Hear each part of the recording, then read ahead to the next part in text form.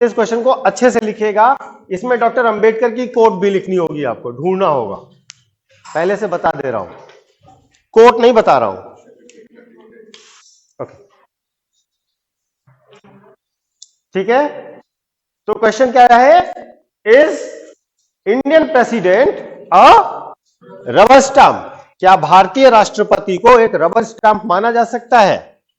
पहले इस प्रश्न में जब आपको टिप्पणी करनी है तो पहली बात आपको यह साबित करनी है कि कुछ मायनों में वो रबर स्टाम्प है, फिर यह साबित करना है कि वो रबर स्टाम्प नहीं है, ठीक है। फिर अपना कंक्लूजन देना है, और कंक्लूजन में जो मैंने आपको 3 शब्द बोले हैं, ये 3 शब्दों को इंक्लूड करना है, जो मैंने आपकी कॉपी में अंडरलाइन किया है। आप समझ आए इसका महत्व, क्यों मैंने कहा था कि लिख लीजिएगा? तो अगर आपने लिखा है तो प्रोटेक्ट, प्रिजर्व एंड तीसरा वर्ड क्या है, defend. Preserve, protect and defend the constitution is the responsibility of president, ठीक है ना। तो अब आपको इस नजरिए से इसको करना है, कर लेंगे ना आप? चलिए, एग्जीक्यूटिव पावर्स, चूंकि अब आज समय को मांग लिया गया है तो एग्जीक्यूटिव पावर्स में थोड़ा सा लिखवा देते, ठीक है। लिखिएगा, under article 78 it is the duty of the prime minister to inform, it is the duty of the prime minister to inform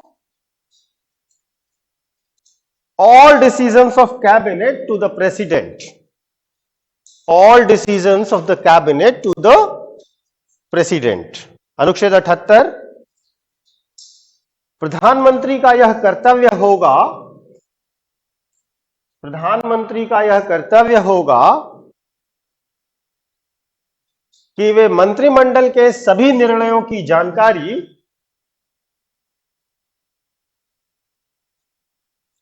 कि वे मंत्रिमंडल के सभी निर्णयों की जानकारी राष्ट्रपति को दे।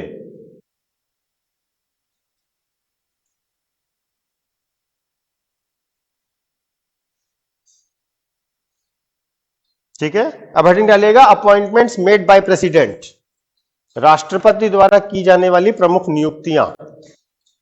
Appointments made by the president, राष्ट्रपति द्वारा की जाने वाली प्रमुख नियुक्तियां। Number 1, prime minister and on his advice rest of the ministers. Prime minister and on his advice rest of the ministers. Number 1, प्रधानमंत्री और उसकी सलाह पर अन्य मंत्री, प्रधानमंत्री और उसकी सलाह पर अन्य मंत्री, ब्रैकेट में आर्टिकल 75 सब क्लॉज 1, 75 ब्रैकेट में 1। Number 2, the attorney general of India, the attorney general of India, Bharat के महान्यायवादी, ब्रैकेट में आर्टिकल 76 अनुच्छेद 76। ये सारे आर्टिकल आपको याद रखने हैं, ध्यान रखिएगा। Next, controller and auditor general of India, controller, controller लिखिएगा, कंट्रोलर नहीं, COMPTROLLER, controller and auditor general of India. Bharat के नियंत्रक एवं महालेखा परीक्षक, CAG, नियंत्रक एवं महालेखा परीक्षक। आर्टिकल 148 अनुच्छेद 148,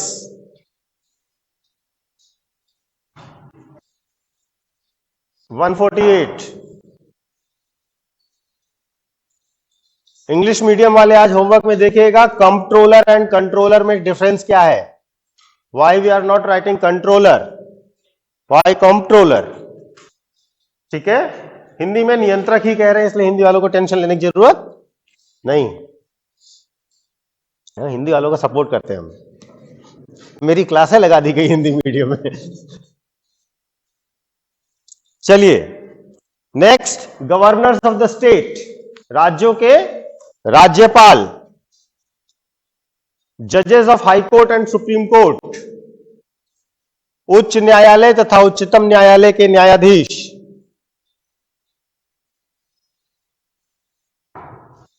chief election commissioner and other election commissioners, मुख्य निर्वाचन आयुक्त एवं अन्य निर्वाचन आयुक्त, chairman and members of UPSC,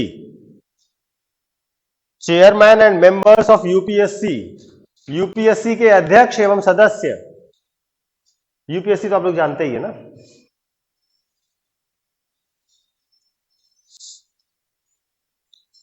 chairman and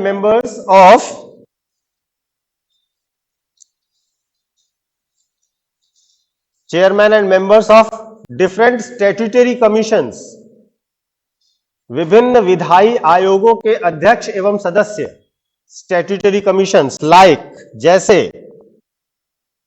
national human rights commission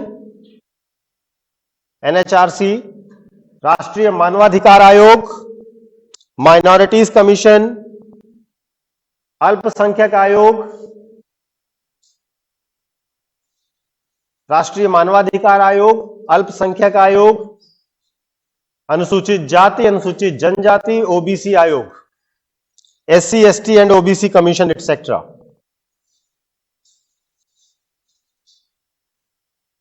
next, chairman and members of finance commission, वित्त आयोग के अध्यक्ष एवं सदस्य, वित्त आयोग के अध्यक्ष एवं सदस्य।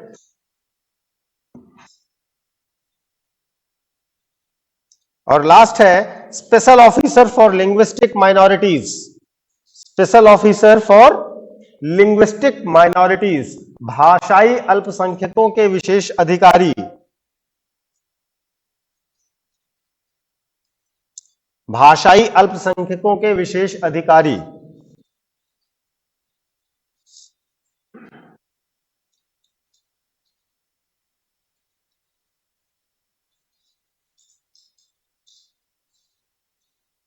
ठीक है, अब देखिए मैंने आपको बताया है कि जिसको जो अपॉइंट करेगा उसको वही हटा सकता है। ठीक है, आप प्रेसिडेंट वाले मामले में थोड़ा ध्यान से समझिएगा कि प्रेसिडेंट हटाने के लिए दो तरीके हैं, प्रेसिडेंट द्वारा हटाए जाने के दो तरीके। ठीक है, एक जगह यूज होगा प्लेजर, ठीक है, और दूसरी जगह होगा प्रोसेस। एक जगह होगा क्या कहेंगे हिंदी में, प्रसाद पर्यंत।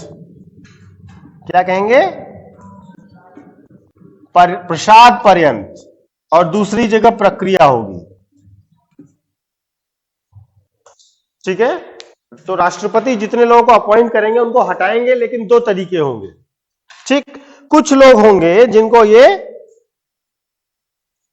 जिनका appointment up to pleasure of president होगा। कब तक होगा, राष्ट्रपति के प्रसाद पर्यंत।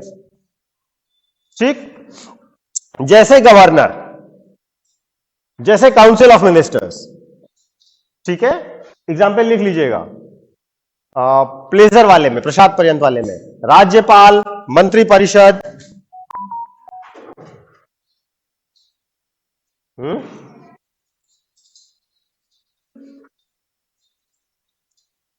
इसमें नहीं होगा। ठीक है, क्या लिखेंगे, राज्यपाल, मंत्री परिषद, अटॉर्नी जनरल, महान्यायवादी, एडमिनिस्ट्रेटर ऑफ यूनियन टेरिटरी, संघ शासित राज्यों के प्रशासक। ठीक है, तो प्रसाद पर्यंत में इतने लोगों का एग्जाम्पल हम दे रहे हैं। राज्यपाल में कभी कुछ आप लोगों ने शायद कोई लाइन पढ़ी हो तो आपने पढ़ा होगा, राज्यपाल का कार्यकाल कितना होता है, 6 साल, 5 साल, 4.5 साल। राज्यपाल का कार्यकाल सामान्यतः 5 वर्ष होता है, परंतु वह अपने पद पर up to pleasure of president बना रहेगा, यानी कि राष्ट्रपति के प्रसाद पर्यंत बना रहेगा। ये आपको आर्टिकल में लिखा मिलेगा। ऐसे ही अटॉर्नी जनरल में लिखा रहेगा कि वो राष्ट्रपति के प्रसाद पर्यंत यानी कि up to pleasure of president अपने पद पर बने रहेंगे, कोई फिक्स टर्म नहीं है। इसी तरीके से मंत्री, जो केंद्रीय मंत्री हैं, उनके लिए क्या यूज होगा? Up to pleasure of president. मंत्री का कोई कार्यकाल नहीं होता। क्या होता है उनके लिए? कार्यकाल सांसद का होता है, मंत्री का नहीं। अप टू, आप देखते हैं ना सरकार बार बार मंत्री बदल देती है, तो वो up to pleasure of president. अब यहां पर प्लेजर का मतलब क्या है? प्रसाद पर्यंत का मतलब क्या है?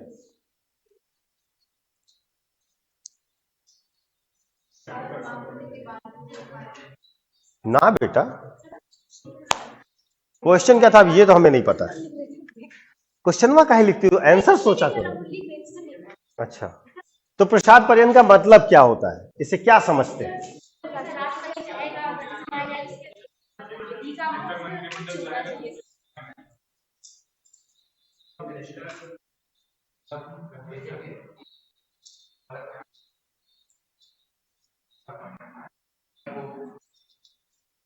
अच्छा, तो ध्यान से समझिए। प्रसाद पर्यंत का मतलब है कि जब भी आपको हटाया जाएगा तो आपको हटाने का ग्राउंड बताना नहीं है हमें। इसका क्या मतलब हुआ? कि आपको बिना किसी कारण बताए पद से हटाया जा सकता है। यू कैन नॉट आस्क कि मुझे क्यों हटाया जा रहा है। ये बात समझ में आई? तो जब भी ये टर्म यूज होगा कि ये प्रेसिडेंट के प्रसाद पर्यंत यानी कि up to pleasure of president बने हुए हैं, तो इसका तात्पर्य क्या हुआ? कि हटाने का ग्राउंड बताने की जरूरत नहीं है। आप किसी को उसके पद से हटाएंगे तो बताएंगे ना कि भाई तुम इतने दिन छुट्टी ले से तुमको हटा रहे हैं। चपरासी को भी हटाएंगे तो आप बताएंगे ना कि क्यों हटा रहे हैं। यह आपका बताना जिम्मेदारी है या कि नहीं है? कोई भी, चाहे वो निजी फर्म हो, चाहे वो सरकारी कंपनी हो, कुछ भी हो, अगर किसी को पद से हटाया जाता है तो उसको जानकारी दी जाती है कि भाई साहब आपको इस कारण से पद से हटाया जा रहा है। ठीक है? काहे मौलिक अधिकार का लोग, ये किसने कहा? हमने। देखिए सिंपल सी बात है भाई, आपको किसी ने जबरदस्ती गवर्नर बनाया था? कोई आपको उठा के ले गया था, कहता गवर्नर बनो? नहीं ना। जब आपको भर्ती किया गया, अपॉइंट किया गया, तो आपसे कहा गया कि आप हमारे प्लेजर तक रहेंगे। आपको ये बात नहीं पसंद थी तो मत ज्वाइन करते, है या नहीं है? अब आप सेना में भर्ती हो जाओ, सकते हैं हमारा मूड नहीं आज गोली चलाने का, ये हमारा मौलिक अधिकार है। ऐसा थोड़ी नहीं होता, है या नहीं है? सर्विस कंडीशन का मतलब क्या है? कि अब आपको वो तो मानना ही, आपने सर्विस कंडीशन पे साइन किया है ना। आपको भर्ती होते समय पता था कि ये होगा, पता था ना। तो अगर पता था तो अब आप लड़ने जाने से मना कर सकते हैं क्या? सेना में होने के बाद आपकी छुट्टी कैंसिल कर दी जाए, आप कहेंगे नहीं नहीं हमारे यहां तो बहुत प्रॉब्लम है घर पे, हमारी छुट्टी कैंसिल कर दीजिए, छुट्टी दे दीजिए। वो कहने छुट्टी कैंसिल, तो आप चले जाएंगे कोर्ट? ऐसा नहीं कहा गया। आपको जब जहां जैसे बुलाया जाएगा आपको तब वहां वैसे पहुंचना होगा। यह है सेना की ड्यूटी। ठीक है? तो प्रसाद पर्यंत आपको पहले से पता है, लेकिन इसको लेकर एक केस है, उसको मैं आपको थोड़ा सा ब्रीफ कर दे रहा हूं, क्योंकि राज्यपाल का मुझे पता नहीं आपको कब पढ़ाना है नहीं पढ़ाना है, कि आप लोग पढ़ चुके हैं कि नहीं पढ़ चुके हैं, तो इसलिए थोड़ा सा मैं ब्रीफ कर देता हूं। आप थोड़ा सा आइडिया इसका रखिए अपने दिमाग में, और थोड़ा सा खुद भी पढ़ने की कोशिश करिएगा। अभी शायद छुट्टियां भी होंगी, ठंड आ रही है, छोटे बच्चों की छुट्टी होती है ना ठंड में, स्कूल बंद हो जाता है, फिर घर में बैठ करके मूंगफली खाते हैं, है ना? तुमने खरीद भी ली होगी ना? Very good. तो घर पे करे क्या आदमी? लेकिन अभी तो चलिए बहुत सारे ऑप्शन है, वो क्या बोलते हैं, टिकटॉक और रील और क्या होता है वो सब, है ना? हाँ, जो खाली बैठे रहते हैं तो कुछ नहीं करते, रील बनाते रहते हैं, ये देखते रहते हैं। जिनको कॉन्फिडेंस नहीं वो देखते हैं, जिनको लगता है कि मैं बहुत सुपरस्टार हूं बनाने भी लग जाते हैं उसी में, है ना? तो कोई बात नहीं है, अच्छा है। तो देखिए राज्यपाल को लेकर क्या होता था कि जैसे ही सरकार बदलती थी सारे राज्यपाल को बर्खास्त कर दिया गया। ठीक है? सबसे पहले जनता पार्टी की सरकार ने ऐसा किया, उसके बाद इंदिरा गांधी ने ऐसा किया, उसके बाद फिर से सरकार बनी तो फिर किया गया। मतलब फिर ये परंपरा बन गई कि राज्यपाल जैसे ही पद पे, जैसे सरकार बदली राज्यपाल को बर्खास्त करो। क्यों? क्योंकि राज्यपाल अपना वाला चाहिए, है ना? तो अब क्या हो रहा था, ये गड़बड़ हो रहा था, मामला कोर्ट चला गया। एक राज्यपाल महोदय नाराज हो गए, कोर्ट चले गए, सुप्रीम कोर्ट। यार मतलब चपरासी से भी आप पूछते हो, बताते हो, हम लोग एक कॉन्स्टिट्यूशनल पोस्ट होल्ड कर रहे हैं भाई, हम स्टेट के हेड हैं, बिना रीजन के आप हमें हटा कैसे सकते हो? तो चूंकि कॉन्स्टिट्यूशन में लिखा है कि up to pleasure of president होना चाहिए, ठीक है, तो कोर्ट ये तो नहीं कह सकता कि आपको सबको रीजन बताने की जरूरत है। तो कोर्ट ने क्या कहा, सुप्रीम कोर्ट ने कहा कि इसके वैलिड रीजंस होने चाहिए। किसी को भी पद से हटाने के राज्यपाल को वैलिड रीजंस होने चाहिए, और अगर वो बंदा कोर्ट आ गया है तो कोर्ट में आपको वो रीजन बताने पड़ेंगे। मामला फंस गया ना, मतलब अब तो बताना ही पड़ेगा, हर आदमी कोर्ट चला जाएगा, कोर्ट जाने में तो किसी को दिक्कत है नहीं। तो जब मोदी जी की सरकार बनी तो एक नाम आपने सुना होगा, शीला दीक्षित का। दिल्ली की मुख्यमंत्री थी, चुनाव हार गई थी, उसके बाद उनको केरल का राज्यपाल बना दिया। सरकार बदली, मोदी जी प्रधानमंत्री बन गए, उन्होंने कहा भाई इस्तीफा दे दो। सबको फोन करके प्यार से लोग कहते हैं, ऐसे नहीं हटाते, है ना, प्यार से कहा कि इस्तीफा दे दो, उन्होंने कहा नहीं देंगे। अब प्रॉब्लम यह है कि अगर आप बिना वैलिड रीजन के हटा रहे हो तो कोर्ट चले जाएंगे। तो उनका ठीक है, तुम ऐसा करो, मेघालय जाओ। ट्रांसफर तो कर सकते हैं ना, मेघालय पहुंचो, तब तक लक्षद्वीप भेज रहे हैं। इतना दौड़ा लेंगे कि फिर आपको इस्तीफा ही ले लो यार, ठीक है। तो उनका ट्रांसफर करके उनका इस्तीफा ले लिया गया। हालांकि बहुत प्यार से लोग पहले बता देते हैं कि भाई आप लोग खुद छोड़ दो, नहीं तो हम काम करने लायक नहीं छोड़ेंगे। तो इसलिए अभी भी इनडायरेक्टली वही होता है, लेकिन अब डायरेक्टली नहीं होता। बात समझ में आ गई? तो प्रेसिडेंट कुछ लोगों को प्रसाद पर्यंत, जैसे अटॉर्नी जनरल है, वो भी उसका कोई कार्यकाल नहीं होता, जब तक राष्ट्रपति चाहे तब तक पद पर रहेगा। समझ में आ गई बात? बाकी लोगों को हटाने का प्रोसेस होता है, ठीक है। जैसे इलेक्शन कमिश्नर है, उसका अलग प्रोसेस है, इलेक्शन कमीशन में आप पढ़ेंगे, है ना। बाकी जैसे कि आपका फाइनेंस कमीशन है, उसके लिए अलग प्रोसेस है। तो अलग अलग मैंने आपको पढ़ाया है, SC ST OBC कमीशन के अध्यक्ष को कैसे हटाना है, सबको हटाने का अलग प्रोसेस है, ठीक है। लेकिन कुछ लोगों को प्रसाद पर्यंत और कुछ लोगों को वाया प्रोसेस हटाया जा सकता है प्रेसिडेंट के द्वारा। Now it is clear?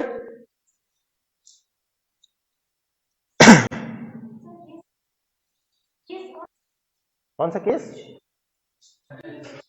कुछ खुद भी पढ़ा करो।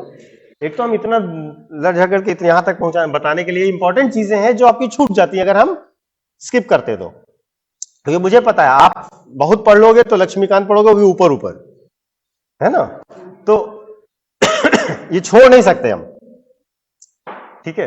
ये इनसाइट आपके दिमाग में होनी बहुत जरूरी है। चलिए अब डालिए लेजिस्लेटिव पावर्स ऑफ प्रेसिडेंट।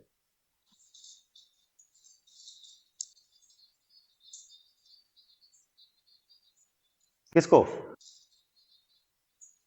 हटाने का मतलब टर्मिनेट करना ही होता है। हिंदी में हटा देंगे और अंग्रेजी में टर्मिनेट कर देंगे, है ना। हाँ ठीक है।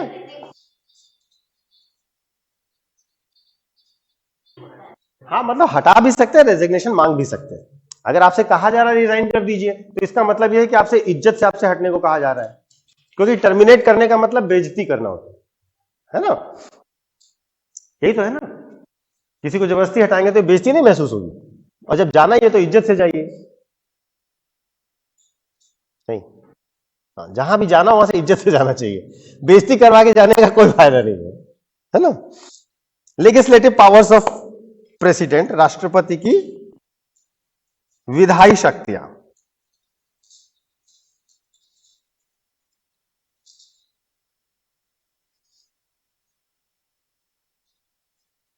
मैंने आपको कल क्या लिखवाया था? Good morning. कल क्या लिखवाया था मैंने? विधायी शक्ति में कुछ लिखवाया था ना कल, बता तो दीजिए। हाँ 85 का 1 बता दिया था मैंने कि प्रेसिडेंट पार्लियामेंट का सेशन बुलाएंगे। ध्यान रखिएगा, पार्लियामेंट का सेशन वो कहीं भी बुला सकते हैं, ठीक है। जहां वो उचित समझे वहां सेशन बुला सकते हैं, जरूरी नहीं पार्लियामेंट हाउस में बुलाए, कहीं भी और कभी भी बुला सकते हैं। क्लियर हो गया? नहीं क्लियर हुआ? जैसे उनका मन है कि हम नदी में सेशन करेंगे, तो वो नदी में बुला सकते हैं। नहीं, आपने देखा होगा, नहीं मैं आपको कोई भी चीज फनी वे में जरूर बताता हूं, लेकिन वो इंपॉर्टेंट जरूर होती है। आपने देखा होगा कई सारे ऐसे कंट्रीज हैं जो कोस्टल कंट्रीज हैं और ग्लोबल वार्मिंग का अपोजिशन करने के लिए वो समुद्र में सेशन बुला रहे हैं। अगर आप लोग थोड़ा बहुत न्यूज पढ़ते हैं, तो नहीं पढ़ते तो मैंने बता दिया, मान ही लीजिए, ठीक है। तो वो सिंबॉलिकली, लेकिन ये जो भी एग्जीक्यूटिव हेड है, जो भी पार्लियामेंट का प्रोसेस है, उसके अंतर्गत आप सेशन कहीं भी बुला सकते हैं। ये बात क्लियर हो गई? आप रामलीला मैदान में बुला सकते हैं, कहीं भी बुला सकते हैं, और जब चाहे तब बुला सकते हैं।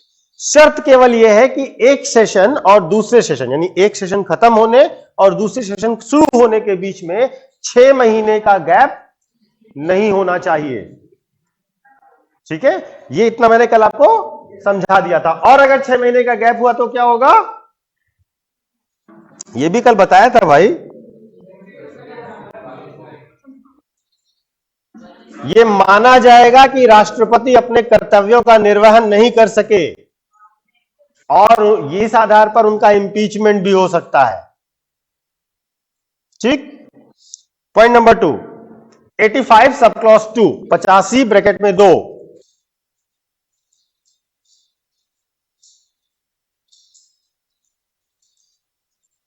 द प्रेसिडेंट कैन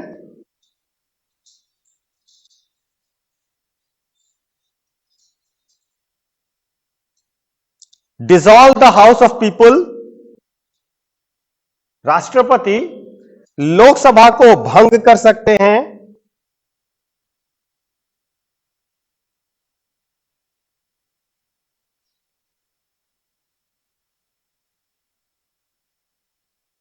और number 2, prorogue, PROROGUE, prorogue the houses और आइदर हाउस, द हाउसेज और आइदर हाउस। नंबर 2, वे दोनों सदनों या किसी सदन को, वे दोनों सदनों या किसी सदन के सत्र को समाप्त कर सकते हैं। ठीक है, नेक्स्ट पॉइंट लिखेगा और इसको इंपॉर्टेंट मार्क करिएगा। President should always consult prime minister,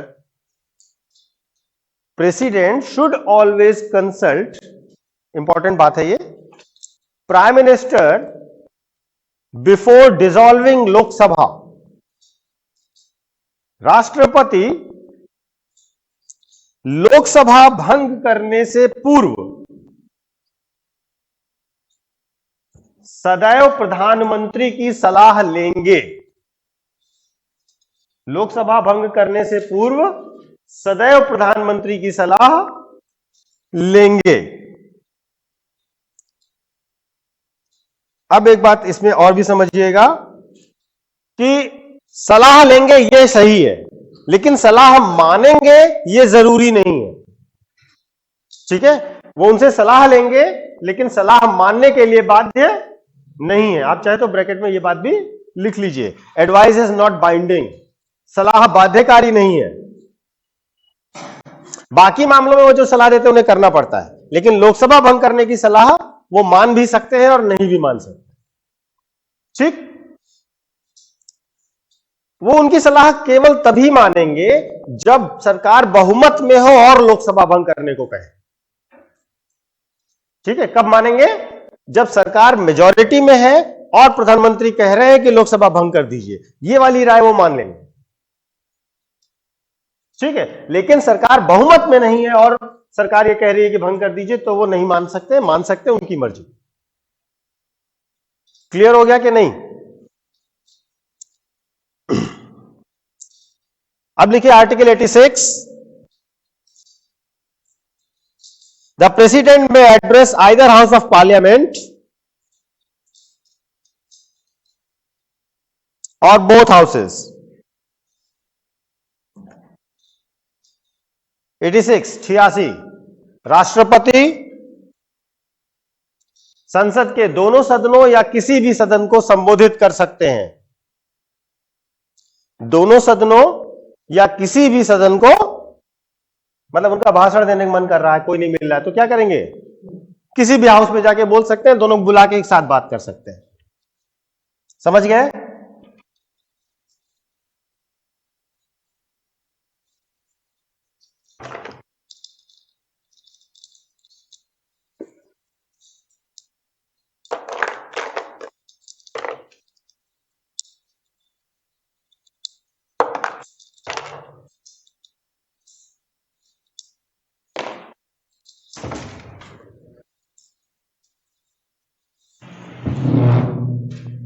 अब लिखिए आर्टिकल 87 अनुच्छेद 87।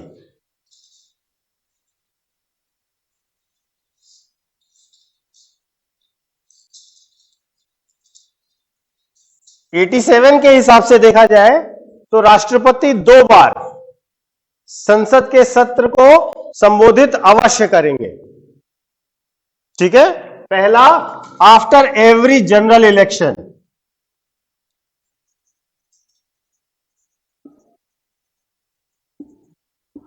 प्रत्येक साधारण निर्वाचन के बाद, साधारण निर्वाचन में साधारण चुनाव, आम चुनाव जिसको हम लोग बोलचाल में कहते हैं, प्रत्येक आम चुनाव के बाद, और first session of every year, हर साल के पहले सत्र को, हर वर्ष के प्रथम सत्र को वो संबोधित करेंगे। यानी कि 2 बार वो भाषण जरूर देंगे, या हम इसको दूसरे शब्दों में कहें तो उनके भाषण से ही संसद का सत्र 2 बार शुरू होगा। पहला कब? जब इलेक्शन हुए हो, नई सरकार बनी हो। इलेक्शन में इसका मतलब नई सरकार बनी। दूसरा, हर साल में जो पहला सेशन होगा उसकी शुरुआत कैसे होगी? राष्ट्रपति के भाषण से होगी, जिसको हम राष्ट्रपति का अभिभाषण कहते हैं। प्रेसिडेंशियल स्पीच हिंदी में क्या कहते हैं? अभिभाषण। ठीक है, बात समझ में आ गई। अब प्रश्न ये उठता है कि ये 2 टाइम इनको बोलना ही क्यों है ना? मतलब इतना तो आपने लिख लिया, लॉजिक भी तो होना चाहिए कि क्यों इसी समय इनको बोलना जरूरी है। तो पहली बात, राष्ट्रपति है कौन? राष्ट्रपति है हेड ऑफ एग्जीक्यूटिव, यानी सरकार का प्रमुख, है ना?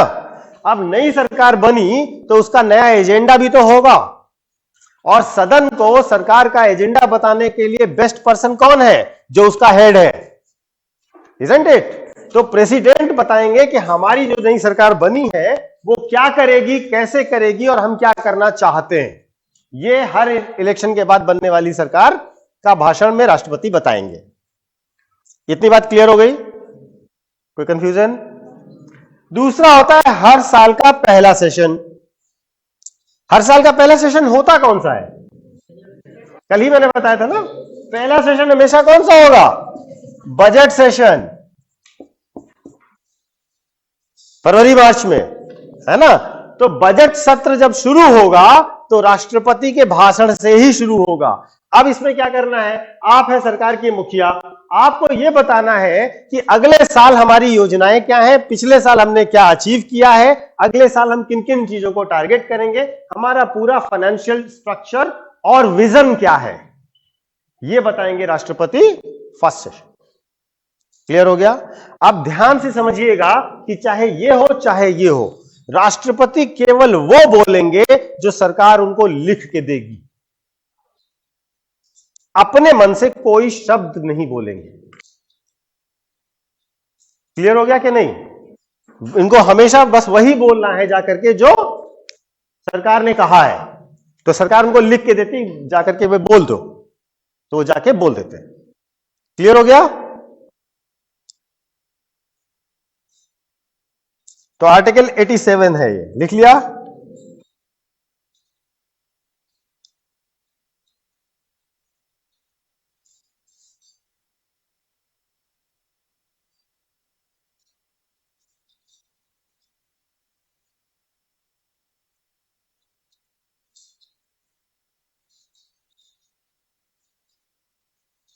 ठीक है जी बेटा। 3 सत्र होते हैं, तीनों सत्रों में बस लिखा है वाई बोलेंगे। तीनों में वो बोलेंगे ही नहीं, केवल पहले सत्र में बोलेंगे। ठीक है, बाकी राष्ट्रपति का कुछ भी बोलना बहुत बड़ी बात मानी जाती है, तो वो नॉर्मली बोलते नहीं है, उनका एक काम ही नहीं बोलना।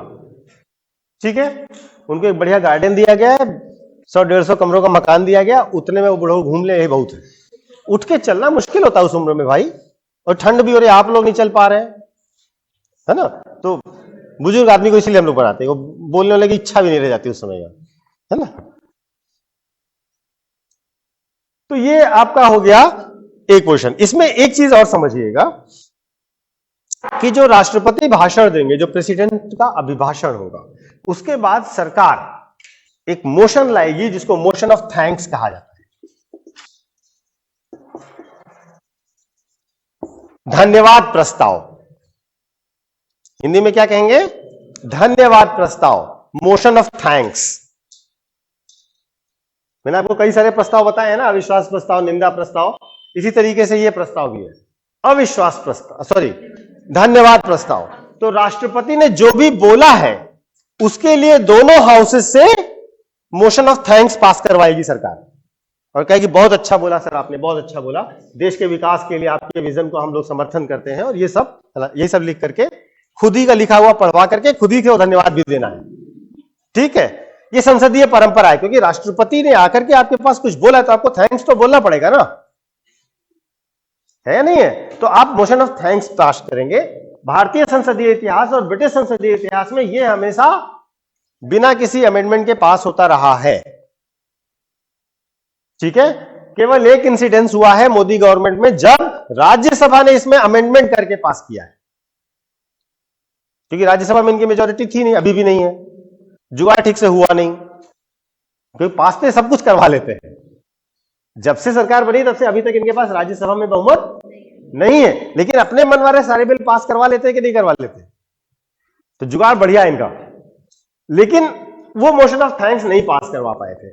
तो हम आपको इसलिए बता रहे हैं कि आपके दिमाग में ये चीज क्लियर होनी चाहिए कि इन जनरल ये विदाउट अमेंडमेंट ही पास होता है, लेकिन विद अमेंडमेंट भी पास हो सकता है। अगर सरकार मोशन ऑफ थैंक्स नहीं पास करवा पा रही है, अगर सरकार धन्यवाद प्रस्ताव नहीं सरकार पास करवा पा रही है, इसका मतलब सरकार के पास मेजॉरिटी नहीं है,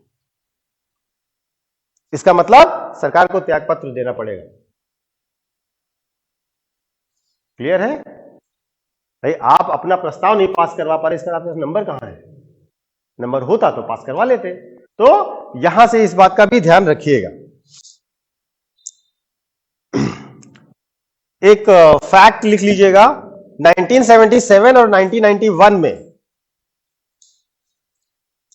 1977 और 1991 में बिना प्रेसिडेंट की स्पीच के फर्स्ट सेशन शुरू हुआ था।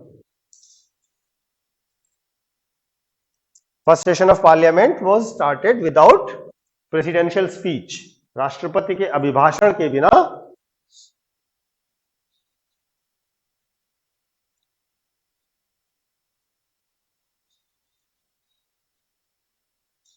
सत्र प्रारंभ हुआ था, क्योंकि लोकसभा भंग थी। ठीक है, उस समय लोकसभा नहीं थी अस्तित्व में।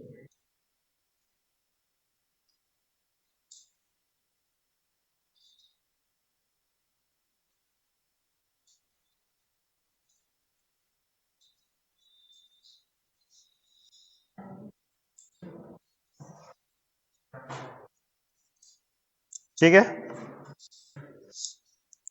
अब लिखिएगा article 80 sub clause 1 sub clause A, 81A, अनुच्छेद 80 ब्रैकेट में 1 ब्रैकेट में A. President can nominate 12 members in Rajya Sabha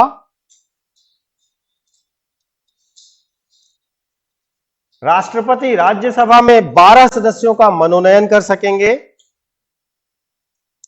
और वो किस किस फील्ड से होंगे, क्या होगा, ये मैंने आपको पहले लिखवा रखा है राज्यसभा में।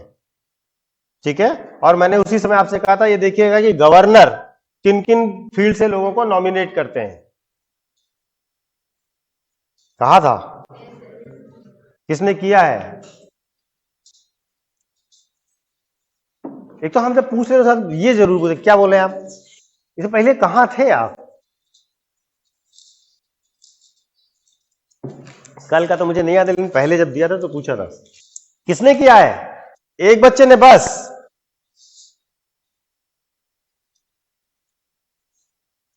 चलो, धन्यवाद अभ्युदय। अगर आपने किया होता तो आपको अंतर पता होता, और अंतर वाला क्वेश्चन आएगा जरूर। ठीक है, जितना मन है उतना इग्नोर करिए, कोई भी चीज असीमित नहीं मिलती है। ठीक है ना? कि आपकी मर्जी आप नहीं करेंगे तो आपका छूटेगा। मैंने अपनी तरफ से आपको हर एक छोटा छोटा माइन्यूट पॉइंट भी दिया है कि आपका कोई भी एक पॉइंट ना छूटे किसी भी टॉपिक का। उसके बाद भी आप अगर सपोर्ट नहीं कर रहे हैं तो ये आपका नुकसान है। ठीक है ना? रिक्वेस्ट हम करने से रहे, ऑर्डर देने की पोजीशन में है नहीं। ठीक है ना? तो इसलिए आप लोग एंजॉय कीजिए। कम से कम जो लोग शकल से सीरियस दिखते हैं वही लोग होमवर्क कर लिया करें। नहीं मतलब जिनकी शक्ल से ही लगता है कि बहुत सीरियस है, बिल्कुल कल ही आईएएस बनेंगे, कम से कम वो लोग तो होमवर्क कर लिया करें। नहीं जिनकी शक्ल से लग रहा है कि वो सीरियस नहीं है, अभी तो थोड़ा सा मौसम अच्छा है और लखनऊ में आने का मतलब यही है कि थोड़ा नवाबी चढ़नी चाहिए। लखनऊ में आए और नवाबी नहीं आई तो बेकार है, मतलब फिर मानव जीवन ही बेकार। नहीं नवाबों के वंशज वैसे भी तांगा चला रहे हैं आजकल। नहीं कभी जाइए मिलेंगे आप। चलिए, और एंग्लो इंडियन वाला खत्म हो गया है। कब से खत्म हुआ?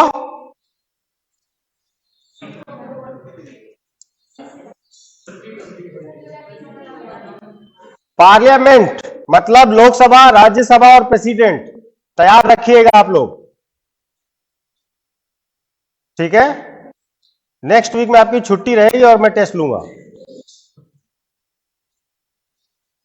ठीक? जिसको नहीं देना है आजाद है। ठीक है? जिनको देना है उनको टेस्ट लूंगा मैं जरूर। पूरा अच्छे से पार्लियामेंट तैयार करिए और आप 100% मान के चलिए इसमें से कम 2 से 5 क्वेश्चन जरूर मिलेंगे केवल इस टॉपिक से। मिनिमम 2 मिलेंगे, मैक्सिमम 5-7 भी मिल सकते हैं, 5 तक तो मिल सकते हैं। ठीक है ना? तो तैयार कर लीजिए। नेक्स्ट वीक में आपकी छुट्टी रहेगी, ऑनलाइन क्लासेस वगैरह होंगी, लेकिन मैं आपका टेस्ट ले लूंगा। बस आप तैयार कर लीजिए। ठीक है? चलिए आगे बढ़िए। अच्छा, एंग्लो इंडियन वाला तो खत्म हो गया। अब आपने याद नहीं किया कि कब खत्म हुआ, कैसे खत्म हुआ, तो उसको छोड़ दीजिए। एंग्लो इंडियन से मतलब समझते हैं आप लोग कि नहीं समझते हैं? किसको कहते हैं Anglo Indian?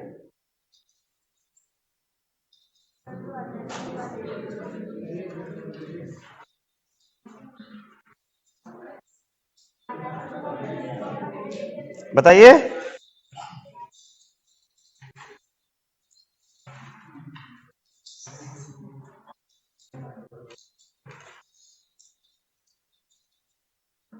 Disqualification of members कर लिया था आप लोगों ने? एक पॉइंट लिखिएगा। लेजिस्लेटिव पावर्स में ही next point, the president have the authority to disqualify members of parliament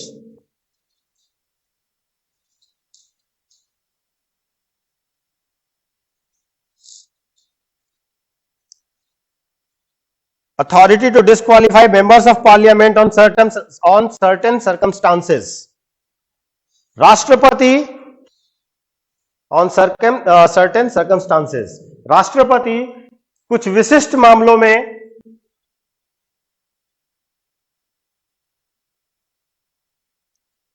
सांसदों की अयोग्यता का निर्धारण कर सकेंगे।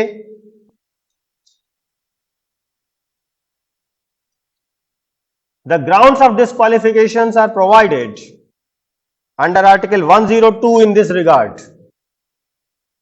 Is provided under Article 102 in this regard. इस संबंध में अयोग्यता के आधार अनुच्छेद 102 में दिए गए हैं। अनुच्छेद 102 में दिए गए हैं। डिस्क्वालिफिकेशन वाला कुछ बच्चों ने करके लाया था, मैंने चेक किया है। ठीक है? तो इसलिए मैं जानता हूं कि कुछ ने किया था। जिन लोगों ने नहीं किया था कोई दिक्कत नहीं है। अगर आपने वहां किया होता, और मैंने आपको ये बात पहले बताई थी ना कि राष्ट्रपति कुछ मामलों में करेंगे, कुछ मामलों में लोकसभा अध्यक्ष यानी सदन के अध्यक्ष करेंगे। वो मामले कैसे होंगे, प्रोसेस क्या होगा, ये सब मैंने आपको होमवर्क दिया हुआ। कुछ ही बच्चों ने किया था लेकिन किया था। ठीक है? नेक्स्ट पॉइंट इसी में लिखिएगा।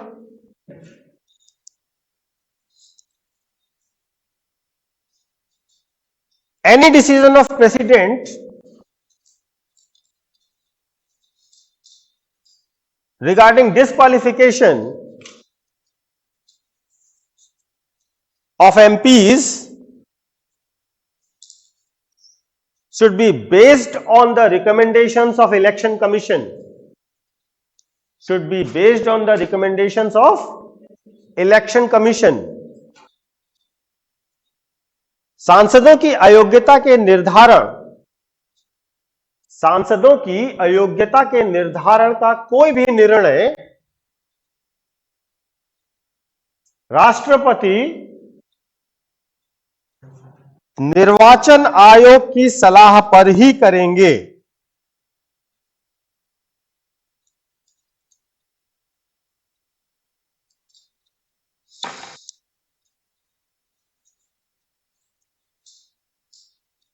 निर्वाचन आयोग की सलाह पर ही करेंगे, यानी कि चुनाव आयोग जो भी सलाह देगा उनको वही करना है, खुद से कोई डिसीजन नहीं लेना। ठीक है,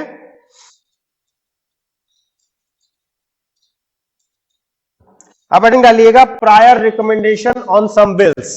इसी में लेजिस्लेटिव पावर्स में prior recommendation on some bills, कुछ विधेयकों पर पूर्व सहमति।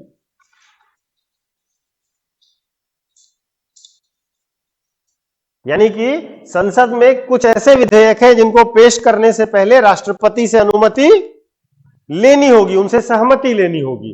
वो कौन कौन से बिल हैं, नोट करिए। Number 1, formation of new states, article 3, नए राज्यों का गठन, ब्रैकेट में अनुच्छेद 3।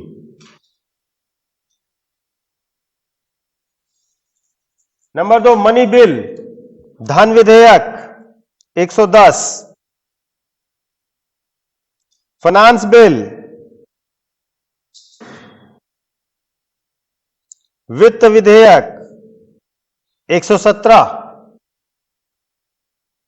117। Next, bills of state government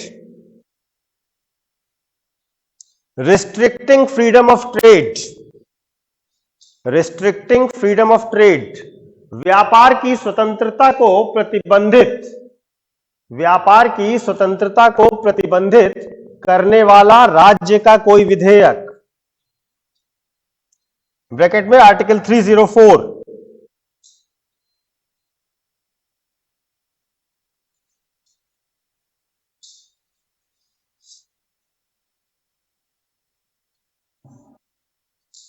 ठीक है, अब हेडिंग डालिएगा असेंट टू बिल्स, विधेयकों पर सहमति। अगला पावर है असेंट टू बिल्स, विधेयकों पर सहमति, ब्रैकेट में आर्टिकल 111, अनुच्छेद 111। ठीक है, राष्ट्रपति में आपको कुछ आर्टिकल्स कभी नहीं भूलने हैं, 4 आर्टिकल्स। ठीक है, एक अपॉइंटमेंट का आर्टिकल, दूसरा रिमूवल का आर्टिकल, तीसरा ये आर्टिकल जो आप लिख रहे हैं 111, और चौथा है 123।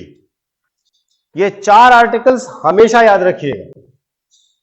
ठीक है ना, कम से कम 111 और 123 आपको कभी नहीं भूलना है, क्योंकि ये पूछते हैं, बहुत तरीके से पूछते हैं, और नहीं कुछ पूछेंगे तो आर्टिकल ही पूछ लेंगे। ठीक है ना, मतलब असेंट टू बिल कहां दिया गया है, तो इसलिए ये वाले आर्टिकल आपको याद रखना। अब देखिए असेंट टू बिल्स का क्या है मतलब। जब भी कोई विधेयक राष्ट्रपति के पास भेजा जाएगा, ठीक है, तो राष्ट्रपति के पास क्या विकल्प होंगे। बिल पर सहमति देने का मतलब उस विधेयक पर राष्ट्रपति के पास क्या ऑप्शन है। पहला ऑप्शन क्या है, एक्सेप्ट कर ले, साइन कर ले। दूसरा क्या है, रिटर्न कर दे फॉर वंस। ठीक है, और तीसरा क्या है, विदहोल्ड कर ले, यानी अपने पास रख ले, कोई जवाब ना दे। ठीक,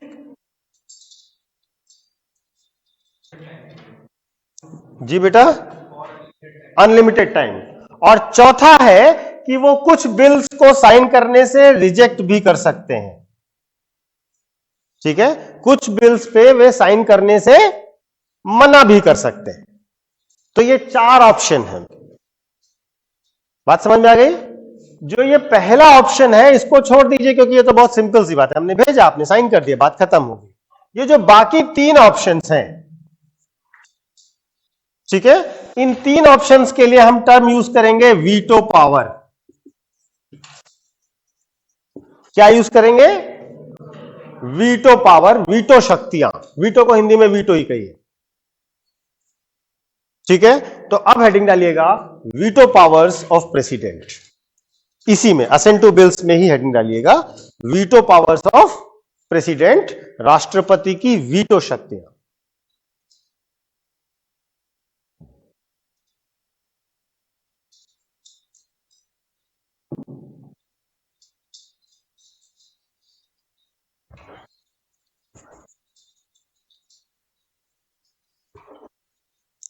वीटो शब्द तो आप लोगों ने सुना होगा, वीटो शक्तियां भी सुना होगा, भले ही राष्ट्रपति की ना सुनी हो, लेकिन वीटो शक्तियां तो सुनी है ना। किसके पास वीटो पावर है? ऐसे नॉर्मल में बताइए, राष्ट्रपति वाला छोड़ दीजिए, इंटरनेशनल लेवल पर वीटो शक्तियों का नाम कभी सुना है आपने? यूएनएससी, किसके पास यूएनएससी में? P5 के पास। याद आया?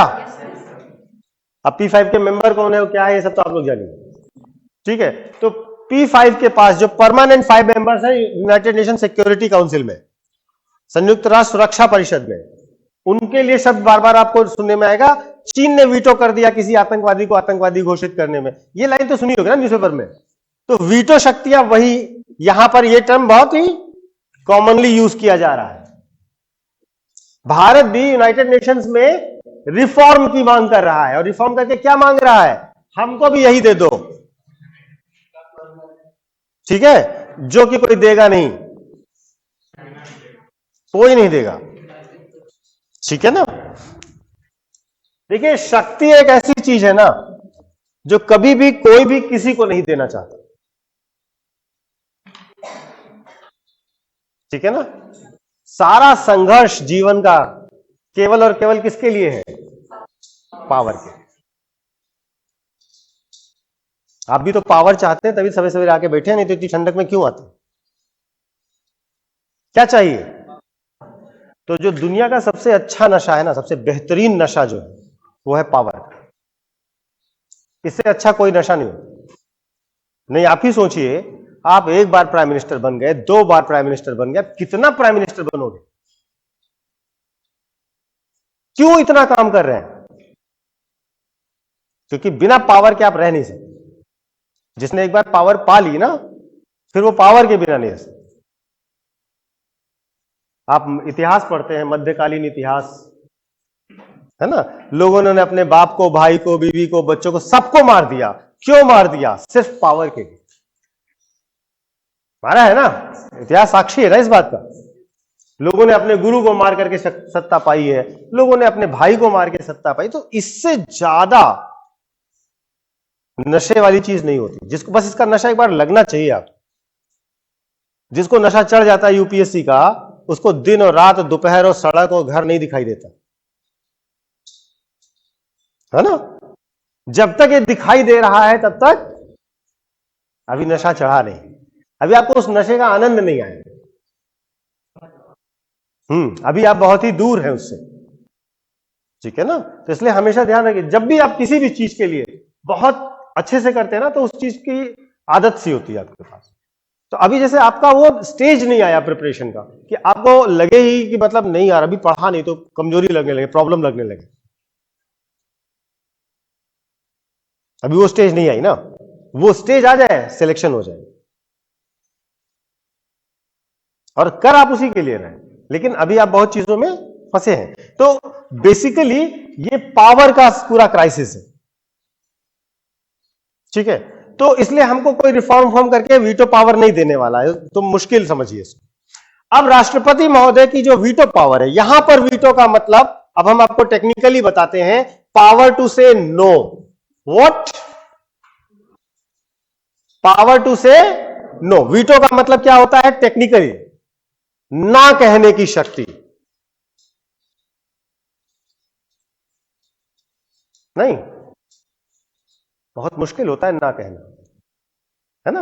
अगर आपको अपनी पर्सनालिटी बेहतर करनी है तो ये वाली शक्ति आपको अंदर लानी पड़ेगी। अब सब लोग जा रहे हैं समोसा खाने के लिए, आपका मन नहीं है लेकिन आप जा रहे हैं, क्यों? क्योंकि आपके अंदर ना कहने की शक्ति नहीं है। आपको लग रहा है मेरा टाइम किल हो रहा है, लेकिन उसके बाद भी आप जा रहे हैं। क्यों जा रहे हैं? क्योंकि आपके पास ना कहने की शक्ति नहीं है। सब लोग शादी में जा रहे हैं, आपका मन नहीं, आपको पता है कि आप हमको पार्लियामेंट कंप्लीट करनी, फिर भी आप जा रहे हैं। नहीं, मैं पढ़ने वाले बच्चों की बात कर रहा हूं, आप लोग अपने दिल पे मत लीजिए, है ना, सीरियसली मत लीजिए। मतलब ऐसा पढ़ने वालों के साथ होता है ऐसा, लेकिन कभी कभी आपके साथ भी होता होगा, बहुत रेयर, है ना, एक्सेप्शनल केसेस में, लेकिन ऐसा होता होगा कभी कभी कि सब जा रहे हैं लेकिन आपका मन, आपको लग रहा है कि मैं इसको कंप्लीट करूं। तो ना कहने की शक्ति को हम क्या कहते हैं?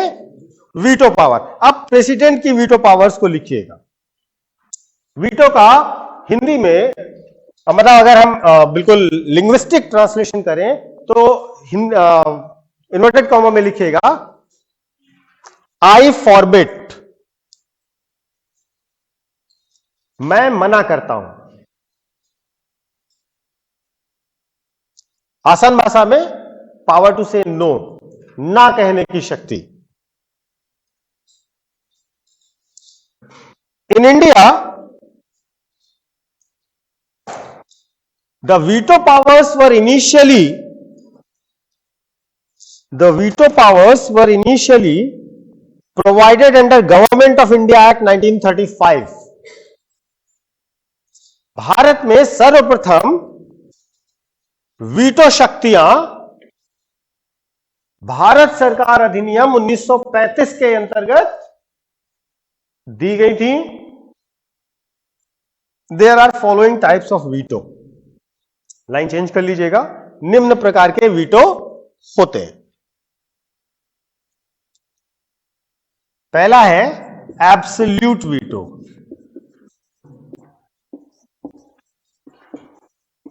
पूर्ण वीटो। एब्सोल्यूट वीटो या पूर्ण veto.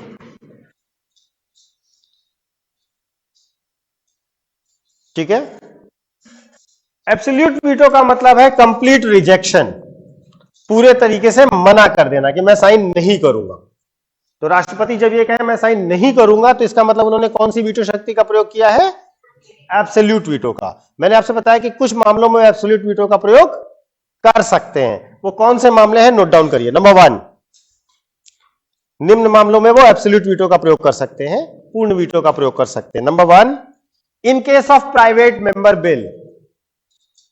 In case of private member bill, निजी सांसद विधेयक के संबंध में। मैंने आपको विधेयक की प्रक्रिया पूरी बताई है और यह बताया था कि निजी विधेयक किसको कहते हैं, सरकारी विधेयक किसको कहते हैं, याद आ गया? तो निजी विधेयक अगर संसद से पास हो गया और राष्ट्रपति के पास पहुंच गया, तो राष्ट्रपति कह सकते हैं मैं साइन नहीं करूंगा। ठीक है, वो रिजेक्ट कर सकते हैं उस बिल को। Number 2, when the bill is presented before president and government has lost its majority,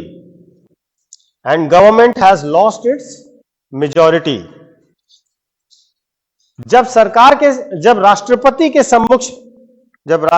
के सम्मुख विधेयक प्रस्तुत किया जाए और सरकार अपना बहुमत खो चुकी हो। ठीक है, मतलब बिल यहां से पहुंचा उनके पास, इधर सरकार का बहुमत गायब हो गया, तो वो साइन करने से मना कर सकते हैं। ठीक है। Number 3, any bill of state government, राज्य सरकार का विधेयक।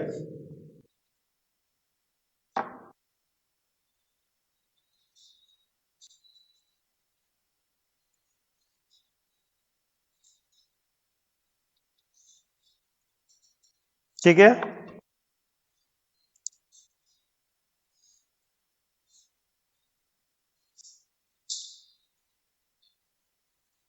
दूसरा veto, qualified veto. Qualified veto, Hindi में निर्वाचित। क्वालिफाइड वीटो, निर्वाचित veto. This veto power is not with president of India. यह वीटो शक्ति भारतीय राष्ट्रपति के पास नहीं है. However it is provided to American president. यद्यपि यह अमेरिकी राष्ट्रपति के पास है. यद्यपि यह अमेरिकी राष्ट्रपति के पास है. ठीक है, बता इसलिए दे रहा हूं कि राष्ट्रपति के साथ साथ कि आपको पता होना चाहिए कि यह भी एक वीटो होता है. ठीक है, तो अमेरिका में क्या होता है कि अमेरिका में मान लीजिए कांग्रेस ने, यानी कि वहां की पार्लियामेंट को हम क्या कहते हैं, कांग्रेस. कांग्रेस ने कोई भी विधेयक पास करके भेजा राष्ट्रपति के पास साइन के लिए.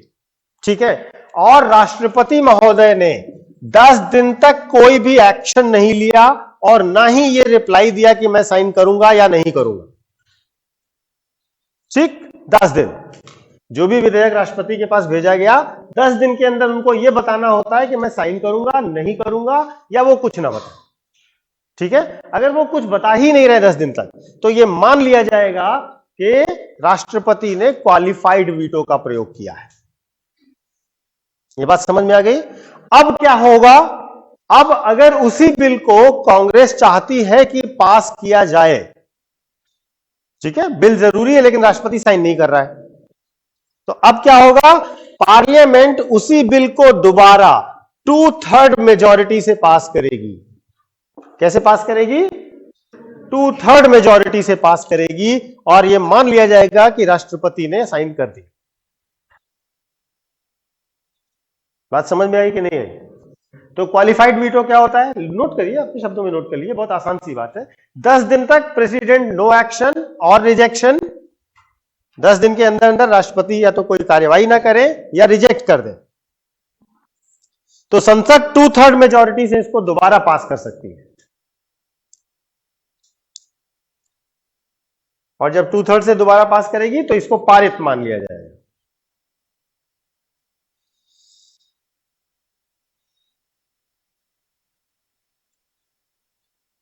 ठीक है,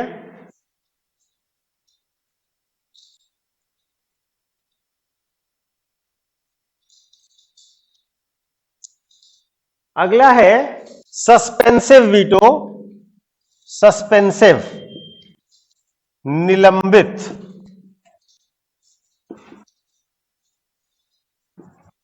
निलंबित या निलंबनकारी कहीं कहीं लिखा मिलेगा आपको. सस्पेंसिव वीटो, निलंबित वीटो या निलंबनकारी वीटो. ठीक है, ये वाली पावर इंडियन प्रेसिडेंट के पास है. एब्सोल्यूट वाला तो मैंने बता ही दिया था किन किन मामलों में है. निलंबनकारी वीटो भी भारतीय राष्ट्रपति के पास है.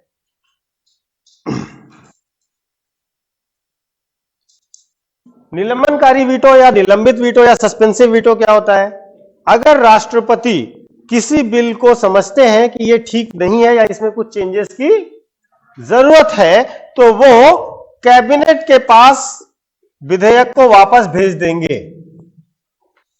ठीक है, इसके बाद इस विधेयक को संसद से सिंपल मेजॉरिटी से दोबारा पास करना होगा. अमेरिका में 2/3 मेजॉरिटी से था, इंडिया में सिंपल मेजॉरिटी. सिंपल मेजॉरिटी मतलब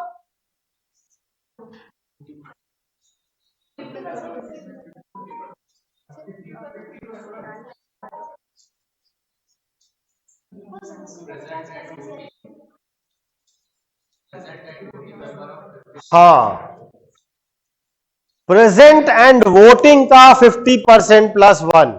जब तक पूरी बात नहीं बोलेंगे तब तक हर बात गलत है. ठीक है, मैंने आपको बताया बार बार, पॉलिटी गलत बहुत होती है. 50% + 1 लिख दिए तो गलत है,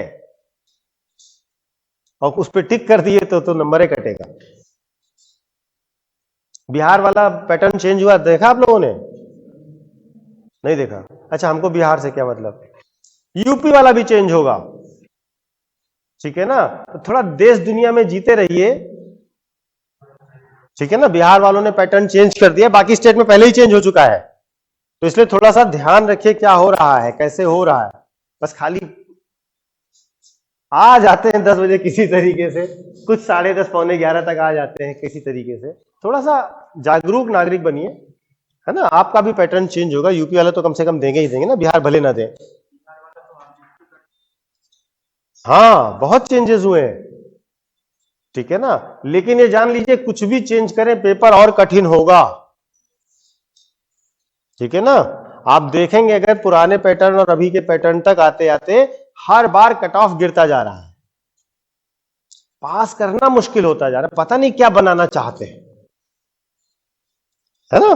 तो इसलिए ये मत सोचिए कि आसान हो जाए। हाँ, उसमें आपको बहुत गहरे से चीजों को समझना होगा, नहीं तो प्रेसिडेंट खत्म करना 2 दिन का काम है मैक्सिमम, ठीक है ना। इतना समय क्यों लग रहा है? क्योंकि आपको उसके अंदर की चीज पे फोकस ले जाना है आपका, कि आपको पता हो कि हाँ भाई ये पूछा जा सकता है और ये कहां से पढ़ना है। तो आप लोग थोड़ा सा अपनी मेहनत को बढ़ाइए, इतना इजी मत लीजिए कि आप जो तैयारी कर रहे हैं वो इतनी आसान होने जा रही है, ठीक है ना। जब लिखने को दिया जा रहा है तो लिखिए, भले ही घटिया लिखिए लेकिन लिखिए। अच्छा तो नहीं लिख सकते अभी, ये बात सच है, क्योंकि शुरुआत में कोई बहुत अच्छा नहीं लिखता, लिखते लिखते आएगा। लेकिन लिखिए, जब होमवर्क दिया जा रहा है तो करिए, अगर आप वास्तव में तैयारी कर रहे हैं।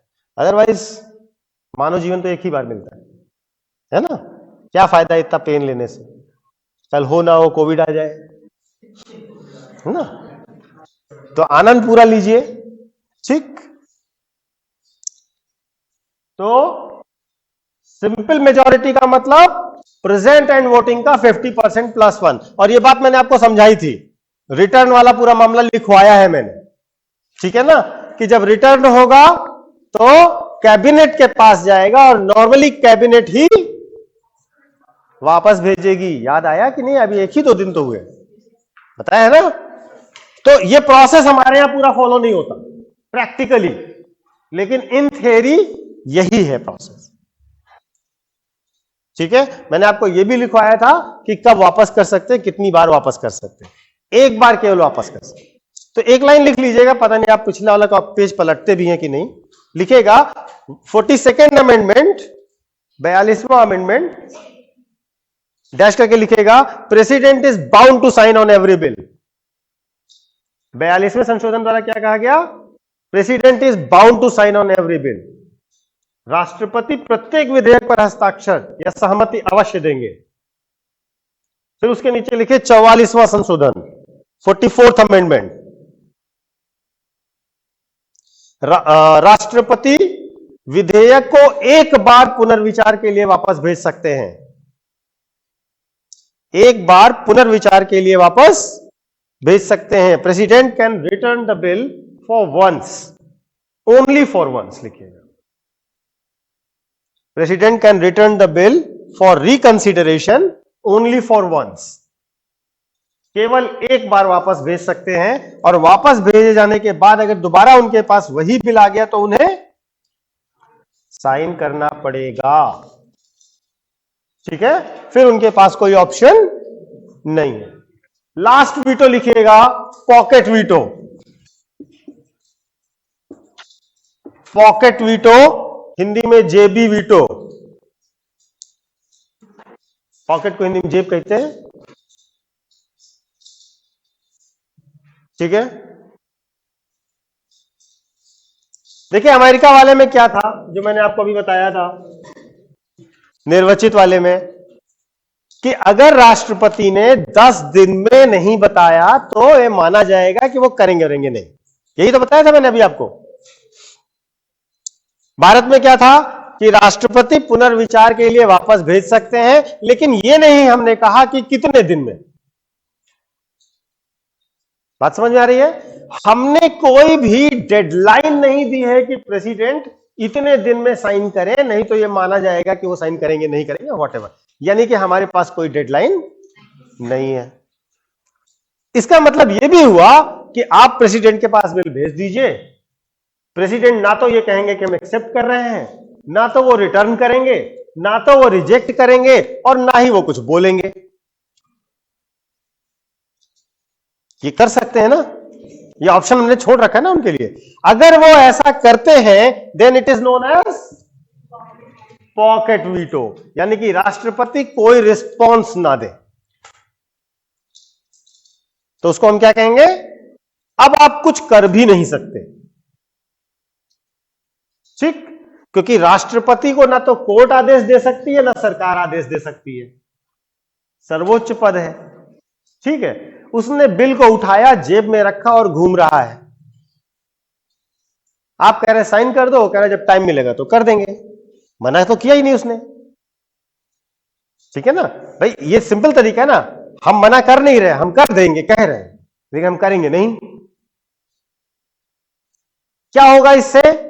भाई सरकार तो अनंत काल तक रहने नहीं वाली, सरकार का कार्यकाल पूरा होगा, सरकार गिर जाएगी, बिल गिर जाएगा, बिल खत्म, ठीक? तो अगर राष्ट्रपति चाहें तो कोई भी बिल होल्ड कर सकते हैं, उस पर सरकार कुछ नहीं कर सकती। समझ में आ गया कि नहीं आया? ठीक है ना? तो एक तरीके से ये इनडायरेक्ट पावर है प्रेसिडेंट के पास बिल को साइन ना करने की। तो पॉकेट वीटो सबको समझ में आया कि नहीं आया? तो भारतीय राष्ट्रपति के पास 3 वीटो, एक एब्सोल्यूट, दूसरा सस्पेंसिव और तीसरा पॉकेट। अब एग्जांपल्स लिख लीजिए कि भारत के राष्ट्रपति ने कब कब ये वीटो पावर यूज करी, ठीक है? सारे वीटो के जो यूज किए उसके एग्जांपल नोट करिए। पहला एब्सोल्यूट वीटो का एग्जांपल लिखिए, पूर्ण वीटो का एग्जांपल लिखिए।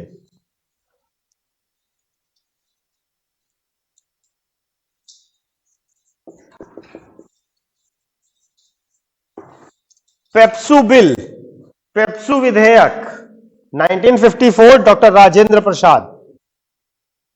पेप्सू विधेयक 1954 और प्रेसिडेंट कौन थे? Doctor Rajendra Prasad.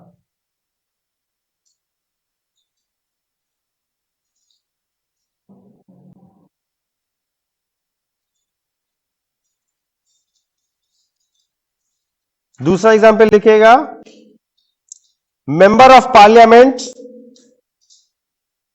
Member of parliament salary, pension etcetera bill 1991। सांसद ब्रैकेट में वेतन, भत्ते, पेंशन विधेयक 1991। प्रेसिडेंट थे आर वेंकट रमन, आर वेंकट रमन। ये दो हमारे पास एब्सोल्यूट वीटो के एग्जाम्पल है। दूसरा लिखेगा सस्पेंसिव वीटो, निलंबनकारी वीटो। एग्जाम्पल लिखेगा ऑफिस ऑफ प्रॉफिट बिल 2006। इसका एग्जाम्पल मैंने आपको दिया था, ऑफिस ऑफ प्रॉफिट बिल 2006। लाभ का पद विधेयक 2006, प्रेसिडेंट एपीजे अब्दुल कलाम। अब याद आया, दिया था। एपीजे अब्दुल कलाम। और पॉकेट वीटो का एग्जाम्पल लिखिएगा, Indian post offices amendment bill 1986।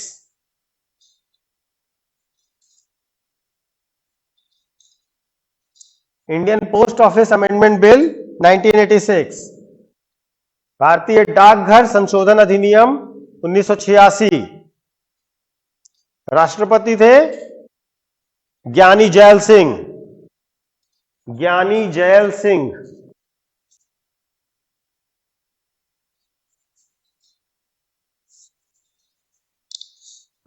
ठीक है? राजीव गांधी की सरकार थी, ज्ञानी जैल सिंह ने क्या किया, राजीव गांधी ने बिल भेजा, उन्होंने जेब में रखा और घूमते रहे, साइन ही नहीं किया। ज्ञानी थे वो, ठीक है? तो उन्होंने साइन नहीं किया और वो दिन था। और उसके बाद उनका पूरा कार्यकाल, मैंने अभी आपको थोड़ी देर पहले लिखवाया है ना कि प्राइम मिनिस्टर की ये ड्यूटी है कि कैबिनेट की हर मीटिंग के बारे में जानकारी प्रेसिडेंट को दे। जब से उन्होंने वो पॉकेट में रखा, उस दिन के बाद से ज्ञानी जैल सिंह और राजीव गांधी की कभी मुलाकात नहीं हुई। ठीक है ना? मतलब एज अ प्राइम मिनिस्टर वो अपनी कॉन्स्टिट्यूशनल ड्यूटी भी नहीं निभाते थे, सिर्फ इस बात पर। ऐसे ही नहीं इनको राजवंश कहा जाता है ना? युवराज आजकल यात्रा कर रहे हैं, तरवार है ना। काहे भैया तुम लोग यार, मतलब बेचारा टहल रहा तब भी तुम लोग को प्रॉब्लम है। अभी नहीं आया कोई, करने दे, है ना। नहीं, कोविड तो भाई सीरियसली में आ रहा है, ठीक है ना। आपका ध्यान आपको खुद रखना होगा। चलिए आगे, under article 200, under article 200 the governors of state have the right to reserve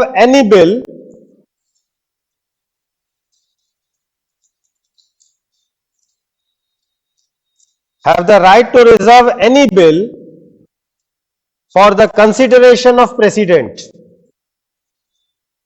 ये आर्टिकल भी इंपॉर्टेंट मार्क करिएगा। अनुच्छेद 200 के अंतर्गत, 200 के अंतर्गत राज्यपाल राज्य के किसी भी विधेयक को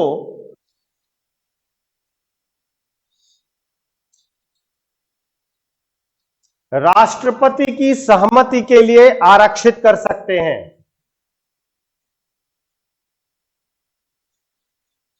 राष्ट्रपति की सहमति के लिए आरक्षित कर सकते हैं, ठीक है।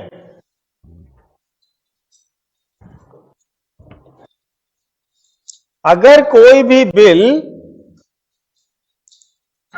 अदर देन मनी बिल है, मतलब राज्य सरकार का कोई भी विधेयक है जो राज्य सरकार का धन विधेयक नहीं है, ठीक है, तो उसको राष्ट्रपति अनलिमिटेड टाइम तक रिटर्न कर सकते हैं, ठीक है। मतलब सरकार भेजेगी वो वापस कर देंगे, वो भेजेगी वो वापस कर देंगे। केंद्र सरकार वाले में केवल वन टाइम वापस कर सकते थे, स्टेट गवर्नमेंट वाले में चाहे जितनी बार रिटर्न कर सकते हैं। बात समझ में आ गई कि नहीं। अगर वो मनी बिल है, यानी कि स्टेट गवर्नमेंट का मनी बिल है, तो वो उसको एक्सेप्ट या रिजेक्ट कर सकते हैं, लेकिन रिटर्न नहीं कर सकते। समझ गए। लिख लीजिएगा इसको अपने शब्दों में, ऐसे करके लिखिएगा ना, जैसे मनी बिल लिखिए, यहां पर एक्सेप्ट और रिजेक्ट, ऑर्डिनरी बिल लिखिए रिटर्न अनलिमिटेड टाइम्स। याद रहेगा ना। साधारण विधेयक है वापस कर सकते हैं, हजारों बार कर सकते हैं। धन विधेयक है एक्सेप्ट या रिजेक्ट कर सकते हैं। बस इतना लिख लिया पर्याप्त है। अरे यहां पढ़ने लायक नहीं लिखा है, ऐसे ही बता रहे हैं, अपने मन से लिखिए, ठीक है। जब मैं आपको तरीका बता रहा हूं, लिख नहीं रहा हूं, क्योंकि लाइन में कितना लिखेंगे, ठीक है। जब मोदी जी थे गुजरात के चीफ मिनिस्टर, तो उन्होंने एक कानून पास किया था अपनी विधानसभा से, गुजकोका, ठीक है।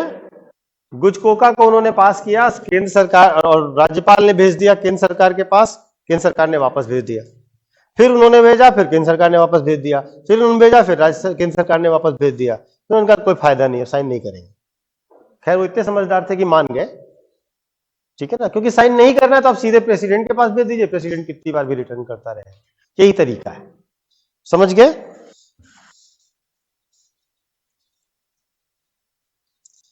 एक इंपॉर्टेंट पॉइंट और नोट करिएगा, द गवर्नर शुड ऑलवेज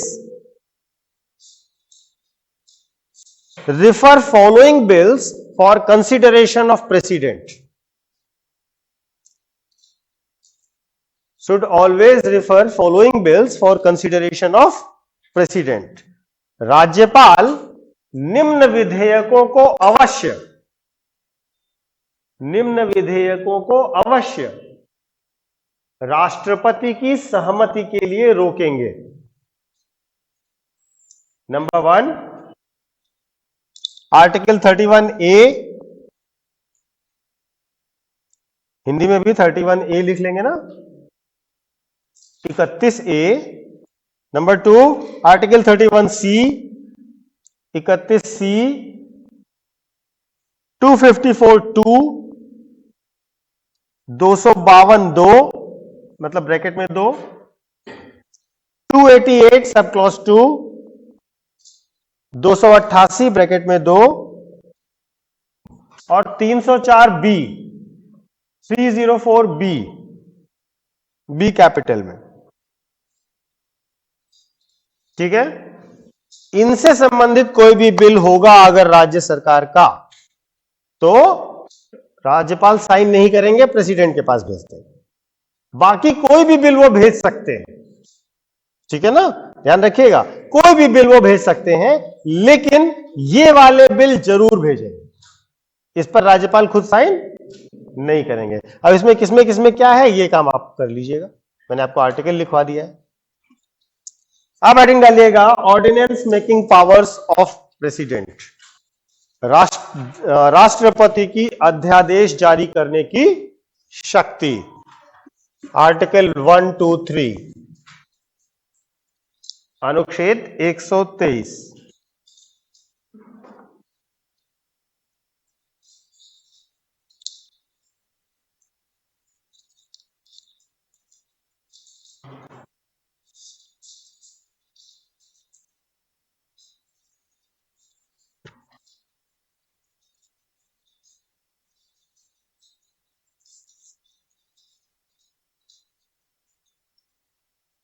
ठीक है, अध्यादेश हम लोगों ने थोड़ा सा डिस्कस किया है किसी दिन, है ना, फिर से पूरा डिस्कस कर देते हैं।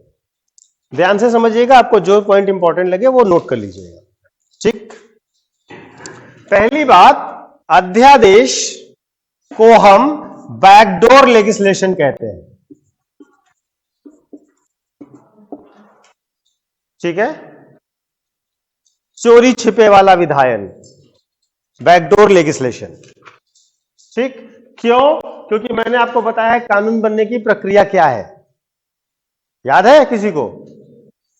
सबसे पहले हाउस में जाएगा, 3 रीडिंग होगी, फिर दूसरे हाउस में जाएगा, 3 रीडिंग होगी, फिर प्रेसिडेंट के पास, ये पूरा प्रोसेस है ना।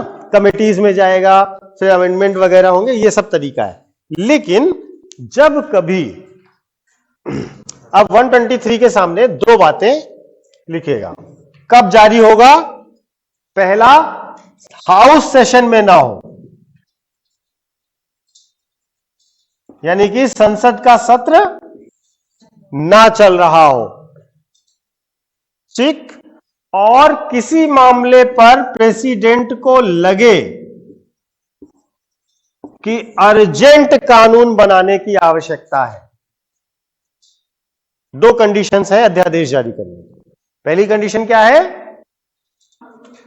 सदन सत्र में ना हो, और दूसरा, ऐसी अत्यावश्यक परिस्थिति उत्पन्न हो जाए राष्ट्रपति के नजर में कि हमें कानून की तुरंत जरूरत है।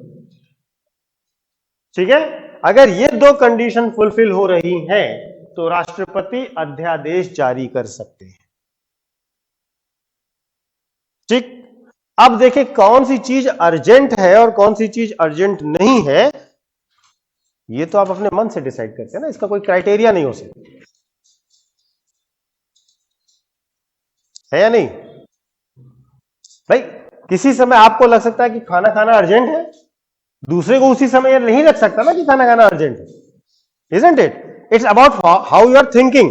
तो ये चीज तो आप प्रूव ही नहीं कर सकते कि राष्ट्रपति को क्यों अर्जेंट लगा, क्यों नहीं वेट कर सकते थे कि हाउस का सेशन शुरू हो जाए। बात समझ में आ गई? तो इसका मतलब अब हम सीधी बात कर रहे हैं, ये तो हमने कॉन्स्टिट्यूशनल बात बताई, सीधी बात यह है कि सरकार जब चाहे तब, अगर सेशन नहीं चल रहा है तो अपने मन का कानून बना सकती है। Clear? Ordinance is simply act. अध्यादेश क्या है? कानून है। अध्यादेश और कानून में कोई अंतर नहीं है, केवल एक अंतर है, कानून पूरे प्रोसेस से पास किया गया और अध्यादेश प्रोसेस को अवॉइड करके पास किया गया। पहले अभी जितना बेटा बता रहे हैं, अभी आगे हम बताएंगे, पहले इतनी चीज देखिए, एक एक चीज समझ जाएंगे ना तो फिर आगे कंफ्यूजन नहीं है। ठीक है, तो अध्यादेश और कानून में अंतर क्या है कि अध्यादेश बिना प्रोसेस को फॉलो किए गए एग्जीक्यूटिव ऑर्डर से कानून बना दिया गया। भाई किसने कानून बनाया? प्रेसिडेंट ने। प्रेसिडेंट क्या है? एग्जीक्यूटिव का हेड है, तो एग्जीक्यूटिव ऑर्डर से आपने बना दिया कानून, तो यह है अध्यादेश। पार्लियामेंट्री प्रोसेस को फॉलो किया तो कानून। क्लियर? दूसरा अंतर यह है, अच्छा, इंप्लीमेंटेशन और नियम सब सेम रहेंगे, चाहे कानून हो चाहे अध्यादेश हो, एक तरीके से ही लागू होगा, कोई अंतर नहीं है लागू होने में। ठीक। दूसरा अंतर यह है कि जो अध्यादेश है उसको जब भी संसद का सेशन शुरू होगा उसके 6 वीक्स के अंदर अंदर पास कराना होगा। ठीक है। रीअसेंबली ऑफ द हाउस लिखिएगा, लिख लीजिए हिंदी में इंग्लिश में, रीअसेंबली ऑफ द हाउस यानी कि सदन के सत्र के पुनः प्रारंभ होने के 6 सप्ताह के भीतर आपको पास कराना।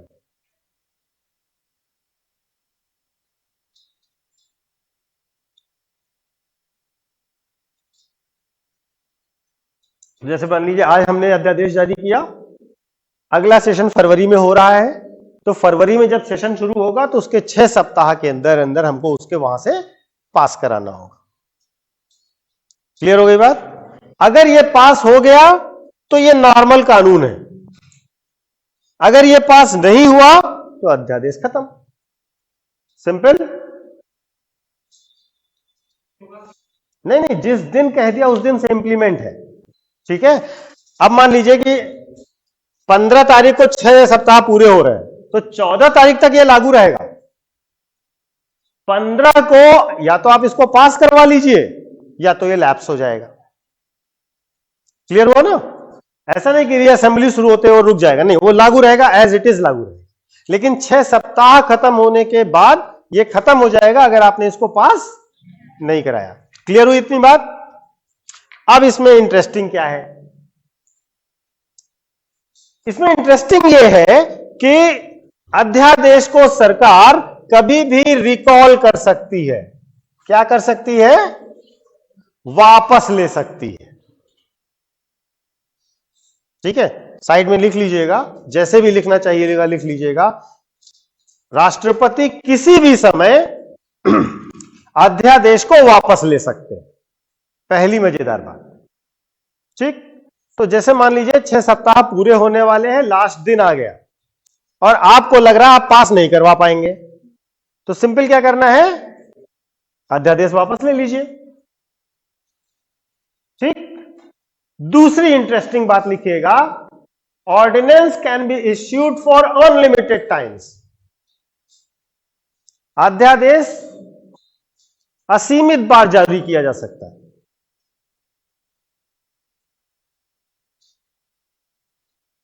या इसको थोड़ा और अच्छे पॉलिटी के वर्ड में लिखें तो रीप्रोमुलगेटेड।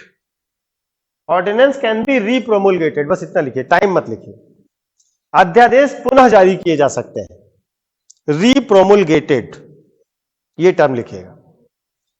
ठीक है। मतलब ऐसा नहीं है, हमने आपको बताया 15 तारीख को 6 महीने पूरे हो रहे थे, आप 14 को वापस कर लीजिए। ठीक। उसके बाद मान लीजिए संसद का सत्र खत्म हो रहा है 30 तारीख को, 30 तारीख को सत्र समाप्त हो, आप दोबारा इसको जारी कर दीजिए, फिर लागू रहेगा और तब तक लागू रहेगा जब तक आप वापस नहीं ले लेंगे। ठीक है। फिर आप जारी कर दीजिए, फिर लागू रहेगा, फिर आप जारी कर दीजिए, फिर लागू रहेगा। मतलब इसको आप अनलिमिटेड टाइम्स जारी करते रह सकते हैं। क्लियर हुआ? तो ये इसके साथ एक दूसरा इंपॉर्टेंट फैक्ट है जो आपको पता होना चाहिए। सबको क्लियर है कि नहीं? टाइम हो गया क्या? हो गया टाइम? हो गया? मैम जा रही थी उधर। ये नोट कर लिया सब लोगों ने कि नहीं? किसी को कोई डाउट इस चीज में हो तो बताइए, फिर से नहीं बताएंगे। जहां नहीं समझ में आए वो बताओ।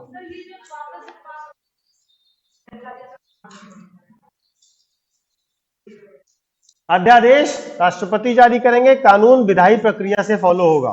ठीक है। ये एग्जीक्यूटिव ऑर्डर है, वो विधायी प्रक्रिया से है, दोनों सेम है, वो कभी भी वापस ले सकते हैं अगर वो पास नहीं करा पाए। ठीक, यही बताया। जितनी बार, मैंने आपसे क्या बोला, राष्ट्रपति जब चाहे, जहां चाहे, जितनी बार चाहे बुला सकते हैं। अरे कोनो नियम होना चाहिए ना, ऐसा थोड़ा ना हमारा आज मूड कर रहा है ना, बाकी काम भी तो होते हैं ना करने के लिए। हाँ, और कोई काम नहीं है। सांसद दिल्ली में रहेगा तो वो जो है बेचारा अपनी कोच्चि में कैसे काम करवाएगा? वो जिम्मेदार किसके लिए है? जी,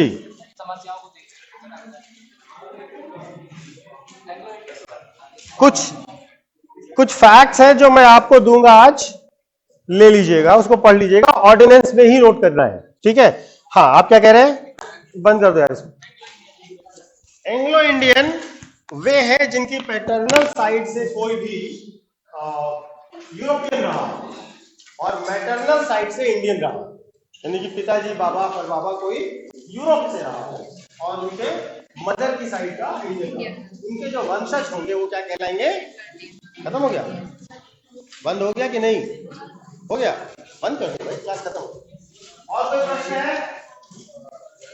नहीं? ठीक है।